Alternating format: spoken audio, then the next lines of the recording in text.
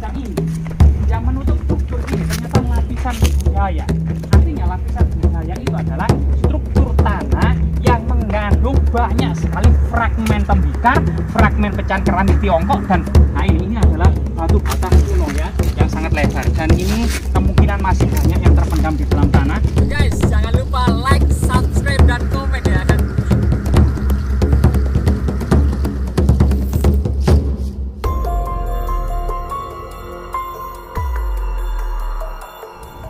Oke pemirsa, saat ini kita akan mencoba melihat dan menyaksikan sesuatu fenomena ya, sejarah budaya, legenda, misteri, bahkan fenomena alam yang sangat langka. Diduga di belakang kita itu ada ular naga raksasa bertapa membatu, teman-teman.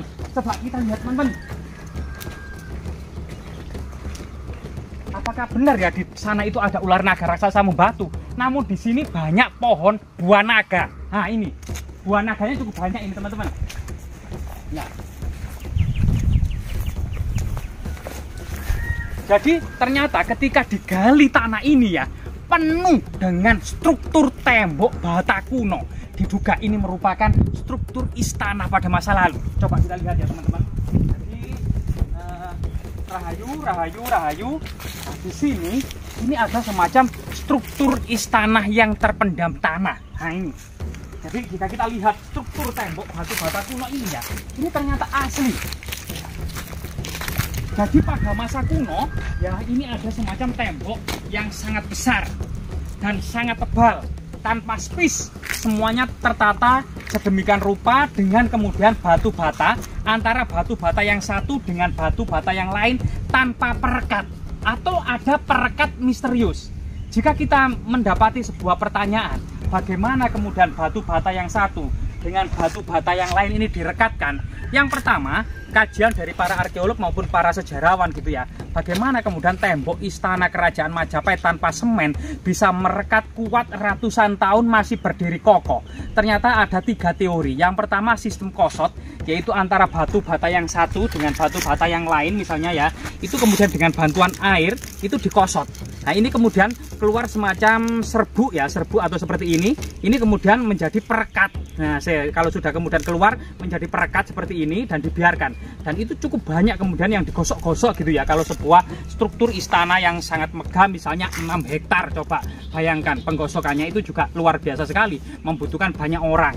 Yang kedua adalah dengan menggunakan semen kuno, sebagaimana kemudian dalam beberapa prasasti yang dikenal dengan Wrajah Lepa atau Braja Lepa atau Wajrah Lepa. Ini merupakan campuran dari semacam gamping ya, yaitu kemudian dengan adonan batu bata yang dilembutkan, yang ditumbuk halus, diayak, ada kemudian tepung batu bata yang dicampur dengan gamping gitu ya, kemudian dengan campuran tertentu yang sangat rahasia, mungkin dengan apa namanya getah pohon dan lain sebagainya gitu ya, sebagai kemudian Wajrah Lepa atau semacam semen kuno. Nah itu.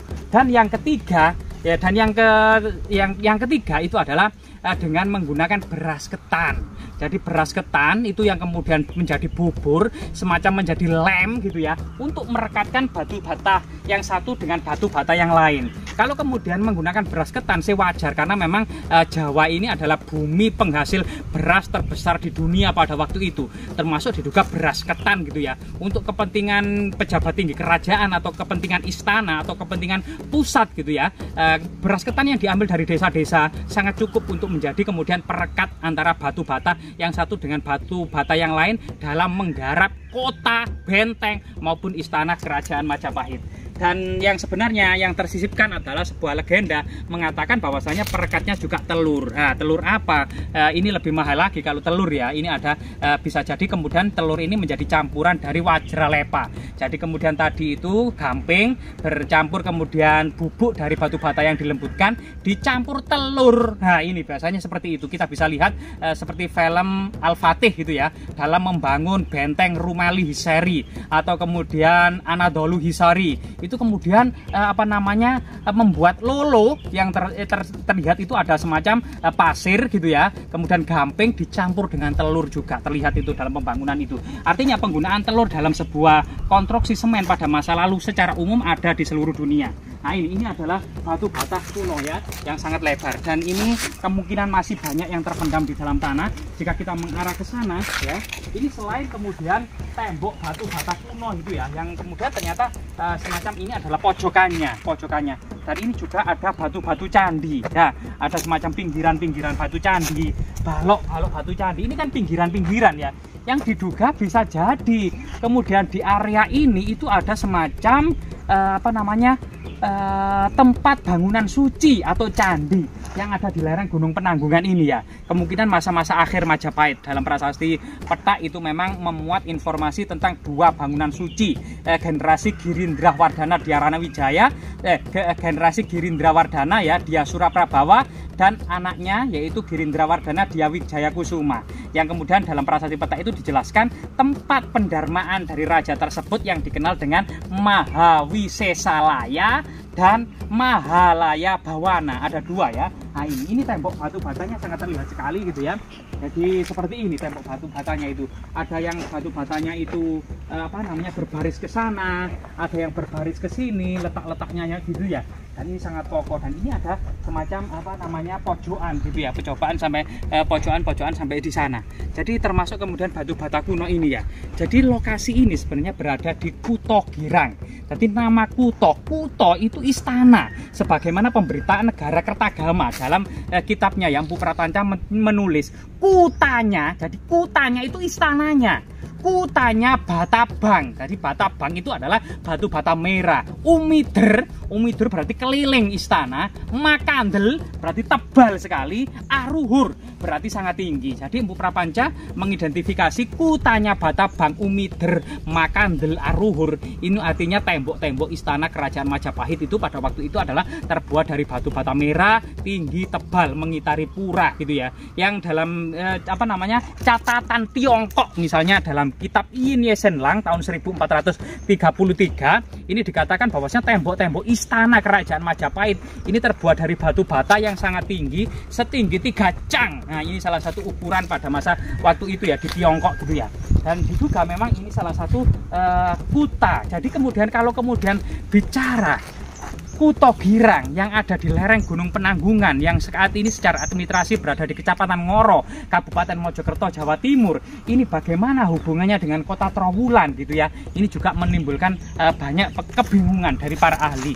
Apakah memang ada istana timur ya? Nah itu kita juga sulit untuk mengidentifikasi karena membutuhkan memang kajian dari para ahli keberadaan kuta ini. Namun dari segi nama desa Kuto Girang, nah ini secara harfiah itu memiliki makna Kuta Girang, artinya istana kesenangan. Girang itu gembira, senang. Kuta itu istana yang penuh dengan kesenangan. Sehingga kemudian sebagian orang secara iseng mengatakan ini adalah tempat kemudian para raja bersenang-senang dengan selir-selirnya gitu ya, atau mungkin semacam pacekan atau tempat prostitusi di era kerajaan Majapahit. Nah itu ada juga yang mengidentifikasi seperti itu, namanya pacekan gitu ya, pacean gitu loh. Itu saat ini itu pacean, misalnya ayam jago sebagai pacean itu karena memang digunakan untuk karena bagus gitu ya, digunakan untuk agar keturunannya itu kemudian bagus sesuai dengan ayam jago tersebut. Ini salah satu hal yang sangat menarik ya di kajiannya itu ya, sehingga kemudian nama Kuto Girang ini harus menjadi perhatian karena ternyata kuto atau kutah itu pada masa kuno itu ternyata untuk menyebut dan mengidentifikasi sebagai istana. Jadi Empu Prapanca sekali lagi mengatakan kutanya Batabang, Umider, Makandel, Aruhur. Jadi istananya itu terbuat dari batu bata merah keliling ya, tembok keliling yang tebal dan tinggi. Ini salah satu informasi yang termuat dalam kitab Negara Kertagama. Jadi tidak banyak kemudian bagaimana konstruksi istana-istana atau bahkan seperti ini diidentifikasi sebagai kolam pada masa kerajaan Majapahit.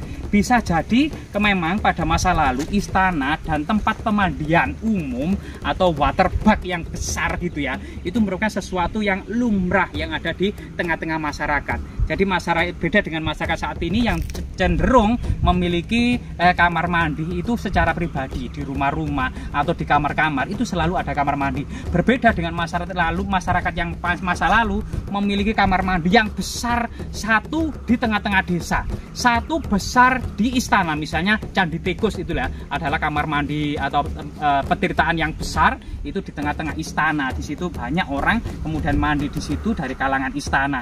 Begitu juga di sini ya. Nah, ini juga nanti ternyata di sini kalau memang diidentifikasi sebagai petirtaan atau kolam gitu ya, bisa saja karena memang di dalam sebuah istana atau kehidupan sehari-hari masyarakat Majapahit tidak terlepas dari mandi. Karena tradisi mandi di Asia Tenggara, di Jawa ini sesuatu yang dianggap itu tidak masuk akal bagi orang-orang Eropa. Kalau di Eropa orang mandi 1 kali seminggu itu lumrah, mandi 1 bulan sekali lumrah di Eropa karena musim salju atau musim dingin.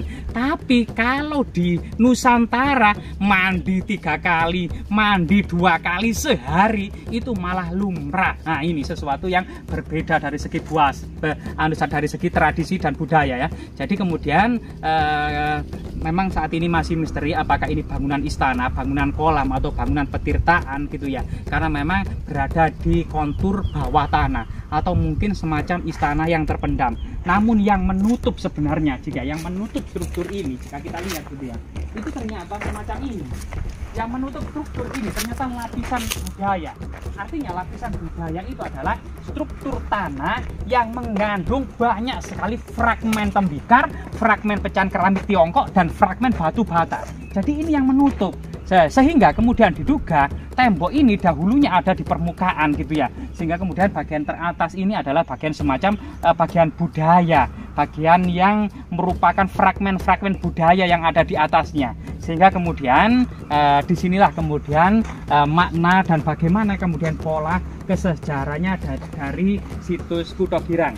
Namun selain kemudian kita mengacu kepada negara Kertagama yang disandingkan dengan prasasti Petak tentang sebuah Mungguing Jinggan, seorang raja yang diduga Girindrawardhana Dia Wijaya Kusuma yang 1 tahun saja kemudian mangkat gitu ya, digantikan Girindrawardhana Dia Ranawijaya. Ini diduga kemudian berada di istana Jinggan. Jika kita mengacu pada negara Kertagama, ternyata Jinggan itu sebelah timur dari Pungging. Jadi saat ini kita berada secara geografis, memang lokasi ini berada di sebelah timur dari Pungging. Nah ini memang jika kita bacakan lagi ya, kitab negara Kertagama, jadi rombongan kerajaan Majapahit tahun 1359 mau ke Lumajang. Awal-awal pertama itu mengunjungi Japan gitu ya. Setelah itu kemudian melewati hutan Pandawa, Tebu, Bebala, Kanci, kemudian Mandala Panjrak, kemudian Pungging, Jinggan, Ratna Pangkaja, Kuti Haji Pangkaja, Pancasara, sampai kemudian di Kapulungan, bermalam di sana. Ini salah satu kemudian penggalan dari kitab negara Kertagama.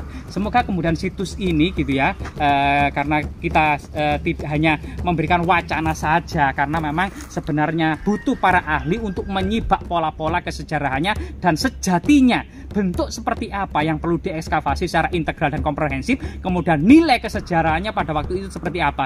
Ini membutuhkan para ahli, terutama Balai Pelestari Kebudayaan. Semoga wacana sedikit ini memberikan manfaat untuk mendobrak kebekuan sejarah di masa lalu, terutama pada masa akhir Majapahit. Tetap membutuhkan berita-berita prasasti dan temuan-temuan terbaru. Semoga bermanfaat.